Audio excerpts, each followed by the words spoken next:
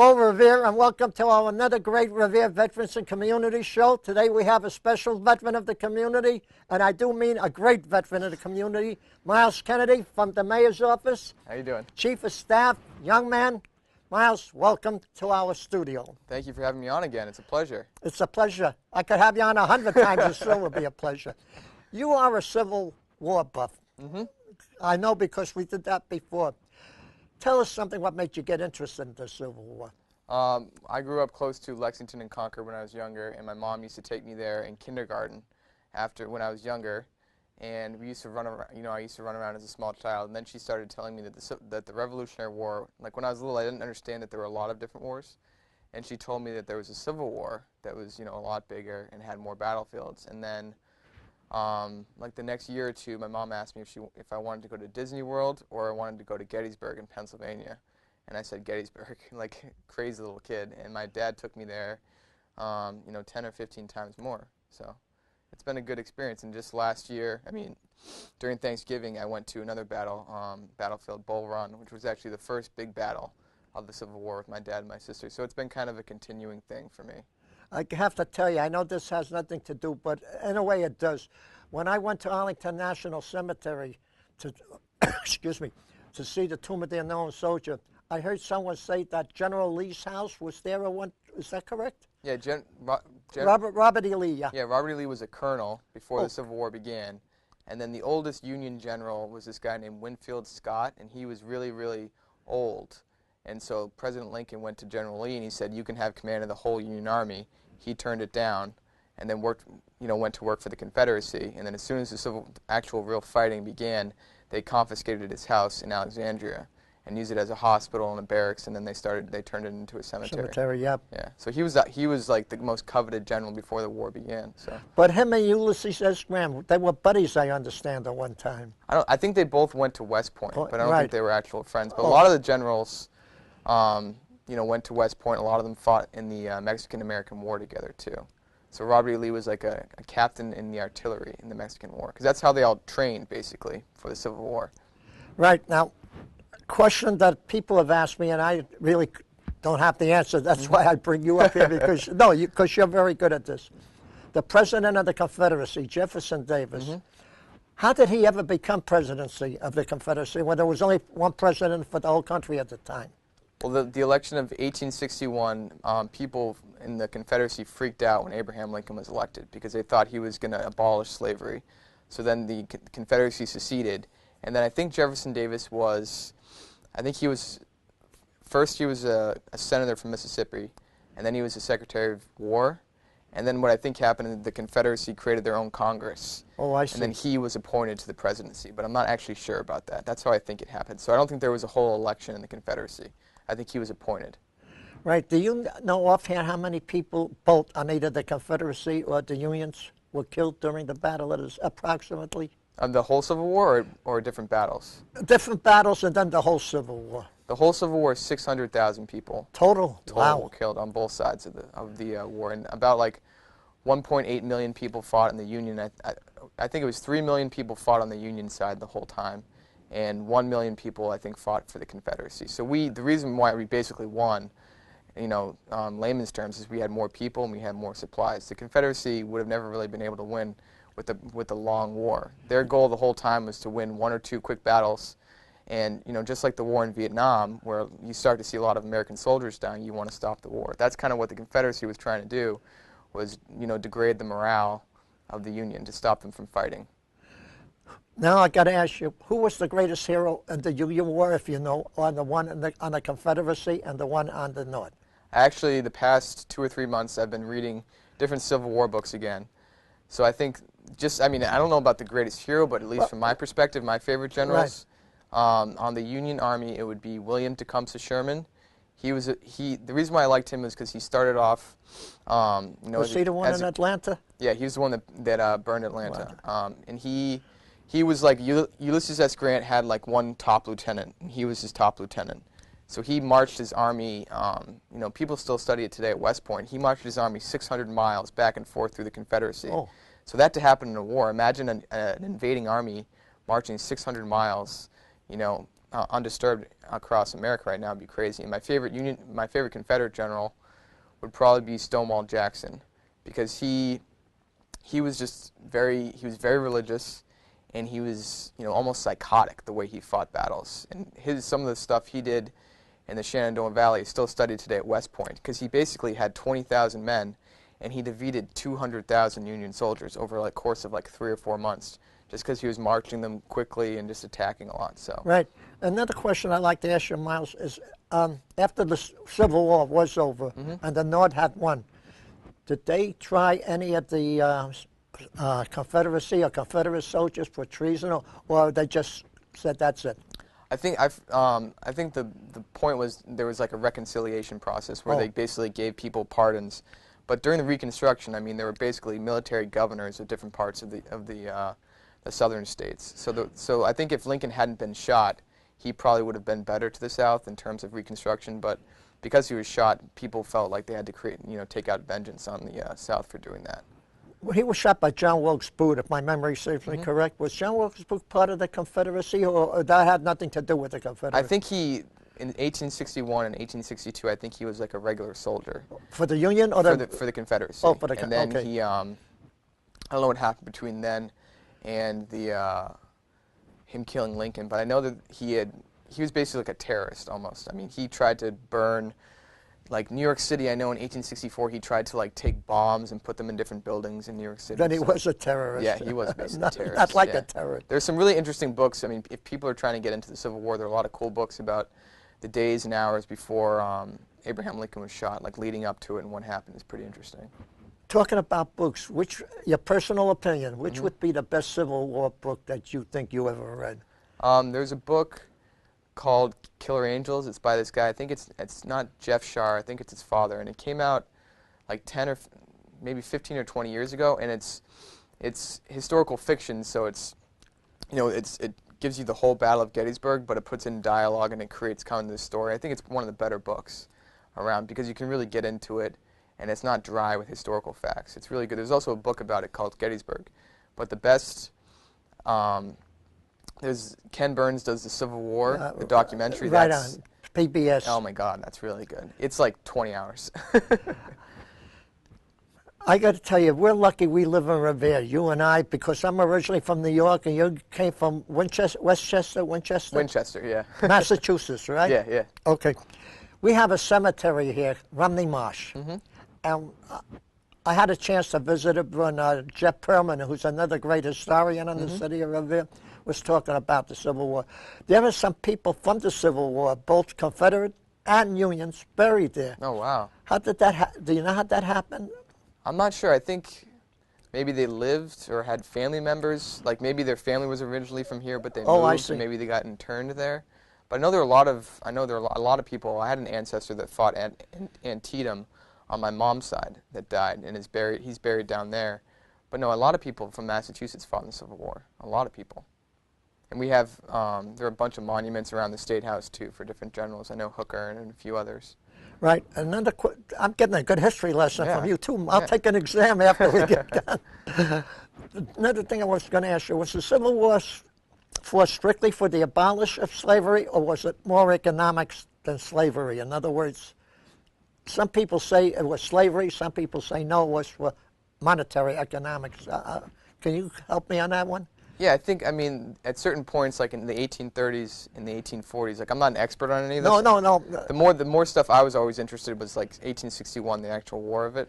But from my history classes I took in college, our professors always told us that as soon as the Constitution was created in America, there were certain parts of it, like when new states were created, there wasn't anything specific about would they be slave or free, and that kind of laid the seeds for these differences that were created. So as soon as the country started expanding, once the Mexican War was over, and we took new territories, you basically had people that wanted a slave state or a free state, and there was kind of that back and forth. And as soon as Abraham Lincoln was elected, people really saw him as looking to abolish slavery. So that was kind of the linchpin that set the whole thing off. But from like in the 1850s and up until 1861, there was fighting going on in different parts of the country about this. Civil War started in 1861 and ended in 1865. But in parts of Kansas, you had people fighting like in the late 1850s about the Civil War. So I think eventually the Civil War, I don't think, started off as a slave issue, but by the end it was about slavery. Tell something about John Brown with the Underground Railroad there. John Brown was, before the Civil War began, he was like a religious zealot that tried to, him and a few of his sons went to Harper's Ferry, which is in Virginia, and he thought he was going to lead like a slave revolt, so he attacked the armory, and actually Robert E. Lee was the captain that was sent down there to kind of crush him? Yeah, basically, and Jeb Stuart, who was another famous Civil War general, was with him, so that was like the first battle. You know, not big battle, but it was definitely a skirmish of the Civil War. Pretty good. Yeah. I'm going to change the subject for a few minutes, Miles, if I may. That's okay. You're in the mayor's office, chief of staff, and it's a pleasure to have you there. I know you helped the people of Revere. I know you certainly did a lot for the veterans. You certainly helped me. How did you first, well, let me say, how did you first get into be the chief of staff, if I can ask you? Because you are a very brilliant young man. No, you are. Yeah. You are. Well, I graduated from college. Which college now? I went to Franklin and Marshall College in Pennsylvania, and I studied history and government. I could see that. Yeah, obviously. And then I did AmeriCorps, which is like national service for a year afterwards, where I went down to Mississippi and built houses for Hurricane Katrina, people that had lost their homes. Yep. So I've always kind of been interested in public service. And then when I came home, I worked on a few political campaigns. And then I worked at it for a consultant. So Dan was one of the, our clients, so we helped him on his campaign. And then before he got elected, we did like a big transition process where we reviewed a lot of different parts of government. And basically, as we were creating this big document, me and Dan basically talked, and I was like, I'd be interested in helping you. So, I've been helping him ever since, just trying to make sure that we're, moving stuff forward and kind of looking at things differently. I got to say to Mayor Dan Rizzo, your boss, if I may say that, does an excellent job on there. We had a tornado here on September the 28th. 28th, thank July you. 28th. July 28th. We had this tornado, and he got into action right away. The department, the different departments, the police, the fire department. Public Works. Inspectional services. We had like 60 different cities, different private contractors, like Massport helped, the Sheriff's Department helped. Everybody really was right. pitched Are they in. still having the tornado fund, by the way? I think the tornado fund is basically done at this point. Yeah. It's okay. We had an outside administrator, the former Middlesex County District Attorney did most of it, so he was great because we really didn't in our office have any control over any of the stuff. I mean, we basically tried to help raise money, but he was really in charge of figuring out what money to get out to who. So it was good.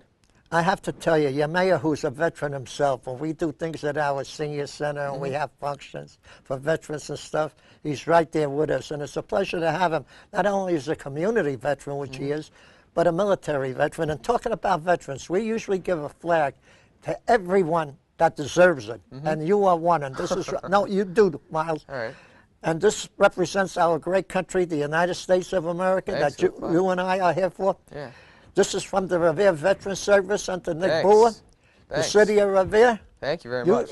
Put a little mark on it and remember that it comes from the people of Revere. I appreciate it, Morris. Right.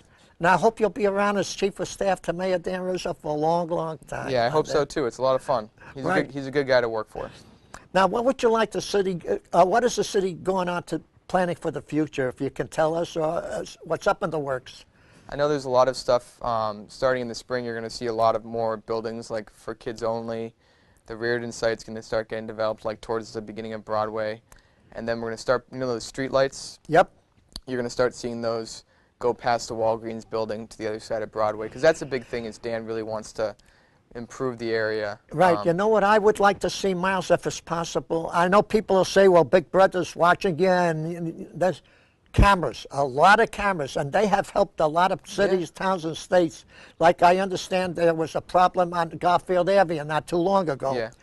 If there had been a camera there, you might have been able to spot what happened outside or inside with cars. I know the police chief could probably answer this better than me, but I know there are 20 or 30 cameras up in the city already. On Broadway? I'm not sure there are specific locations. I think there are a few on Broadway, but I know also, in a situation like that, hopefully there may be private cameras from companies or businesses down there that can help too.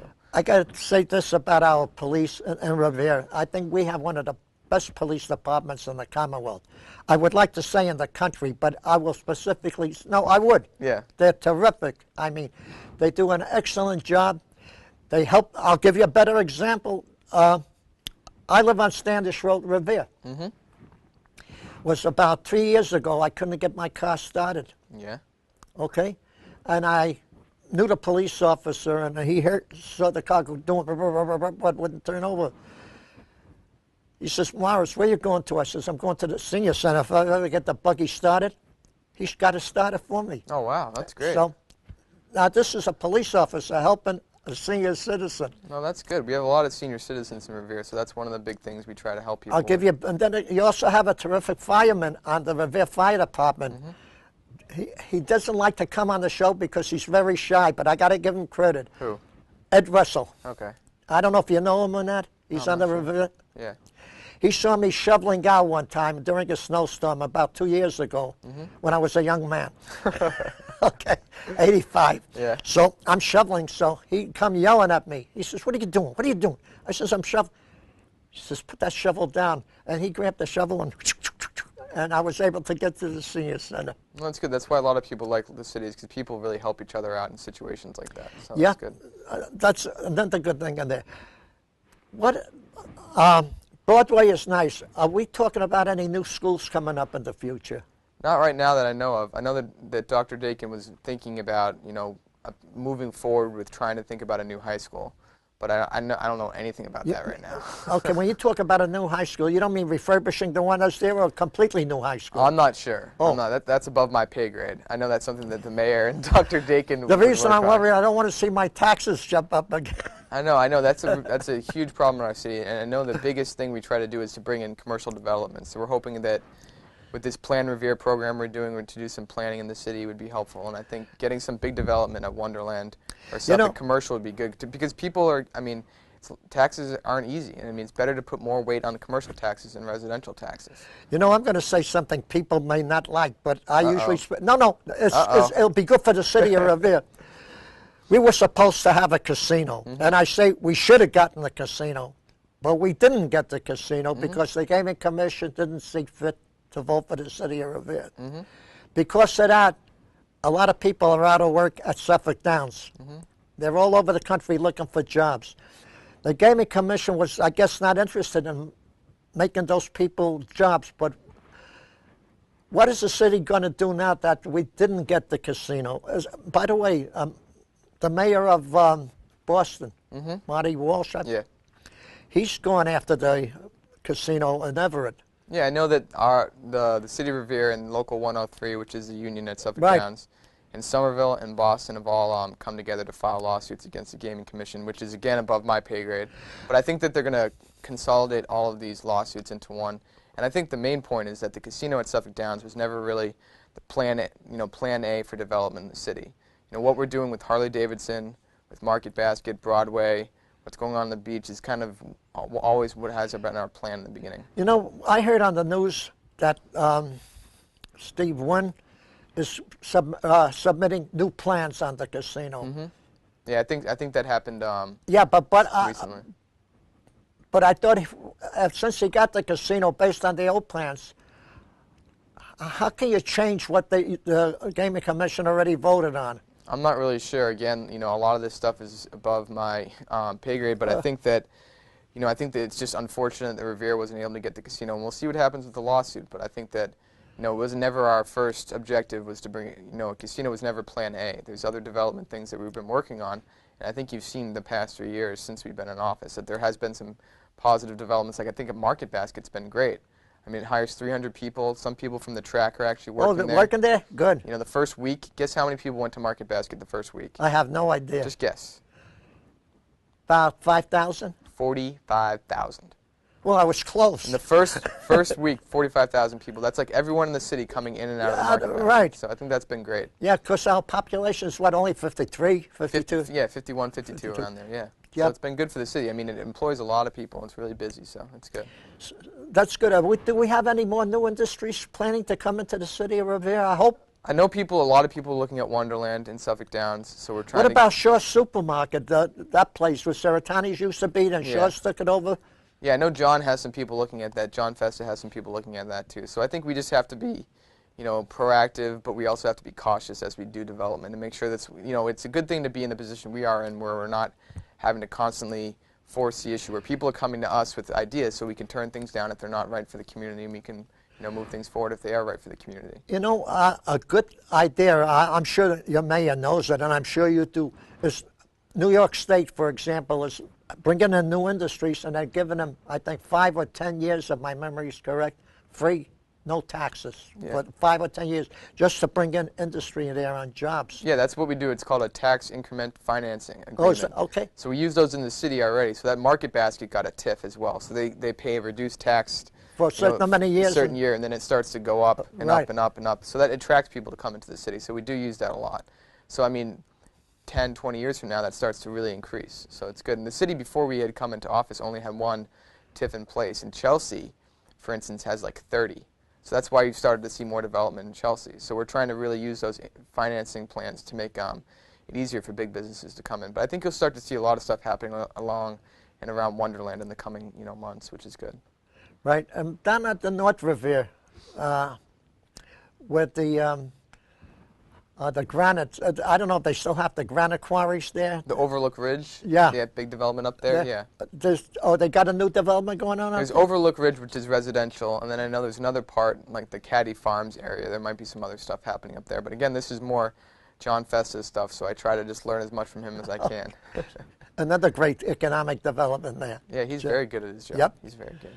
By the way, we got terrific people in the city, I mean, they've been around a long time, but they know what they're doing. At least most of them do. No, I got to be honest. Some of them mess a mess, but most of them are excellent, excellent. I know your mayor's office is excellent in there. Yeah, we have some great people in With there. Sophia. I hope I got it right, Sophia. Every time I call sometimes for something, I think it's Joyce or And Debbie. Debbie too, yeah. Yep. Yeah. Debbie helped out with us, especially with Moreau. us and the veterans to get the monument done here. Remember a couple of years ago? Yeah, that was great. You guys do a great job around the city. There's a lot of stuff to do. Yep. So that was good. Now, tell us something. We talked about the Civil War. We talked about the city. But about you and your family growing up, where did you go to elementary school? In Winchester, I know that. Yeah, I went to elementary school in Winchester. My sister went to elementary school there. I've been living in Revere the past 3 years because Dan wanted me to live here. So I think it's been good living in the city because when people call in and they say there's a pothole on Park Ave, there's a pothole on Mountain Ave, there's a pothole. I live in the Ward 4 area, so I kind of know what's going on, which is good. This is what, sometimes I call my great counselor, Ira Novoselsky, and he's very helpful to us. He's but great. sometimes I can't get him because he's busy or he's out of town speaking to President Obama. I hope you say good things. But anyway, if I don't get him, then I call your office. And let me tell you, your office is A100 when it comes to helping the people of Revere. Yeah, we try to help. Sometimes we just ask people to be patient, but we try to help out as much as we can. By the way, you're not married, or are you? No, I'm not married. Are you looking? Girls, I'm all set. I have someone. I'm fine. Oh, you got someone? Yeah, I'm fine. Okay, because I got 20 grand. I was going to give you on there. That's okay. Any sibling? Any brothers, sisters? I have a sister that works for Deloitte, which is a big. Tell her name and don't be bashful. Oh, it's I'm not bashful. It's her name's Emmy, and she works for Deloitte, which is like a big government contractor. So she actually, the Department of Justice, that big agency. She actually worked as a consultant for the chief financial officer of the Department of Justice, telling him how to run the Department of Justice. And now she's working for the USDA, which does down in Louisiana too. So my sister is like a rocket scientist. Your father still alive? Yeah, my mom and dad are both alive. My dad works in the Somerville Public Schools, and my mom's been. Was he in the service? No. My dad, he's in the Somerville Public Schools, and my mom is a social worker. So, yeah, they raised. Everyone in my family kind of likes the public service, public sector kind of stuff. So. That's good because we rely on the public service to help us. Yeah. Because not everybody can be in it, but it's good when they do help you. Let me put it that way. Local government's fun because you kind of see where you can do things very quickly. Like if you want to change an ordinance to make it easier for people to deal with trash or things like that, you can see things happen immediately, which I like a lot. Right. There's a couple of people that I would like to honor, if I may take a minute off. It's your show, Mr. Morris. No.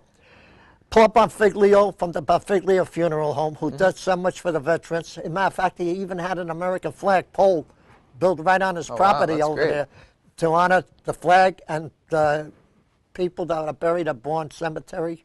So Paul Bonfiglio, thank you. I'd like to thank the other people, Mr. Paul Monti. But we also had an author of a book that was here not too long ago, Len Sandler, who came up here. He wrote a book called the Jared C. Monti story about the Medal of Honor recipient that was killed in Afghanistan, the first Medal of Honor from Afghanistan to be Massachusetts. He was only 31 years old. Oh, wow. Yeah, young man, nice young man. Yeah. So we honor him. The city of Revere honored him. They come down and we supply flags for the community there.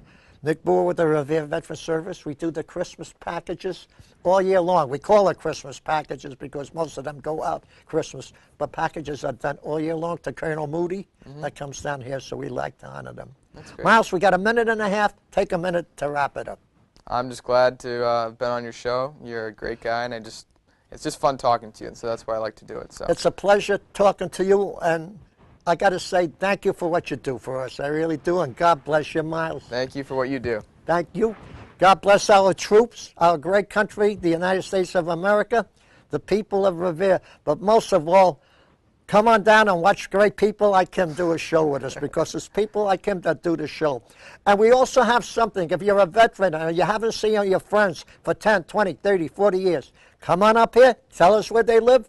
We'll put it on the air. It goes on Facebook, YouTube, Twitters, or they can email us at reveretv.org, care of Revere Veterans and Community, and we'll notify them. So any people out there who see this boy right here, who know him and haven't made contact with him, do the same, because he'd love to hear from you. And again, Miles, thank you. Thanks, Morris.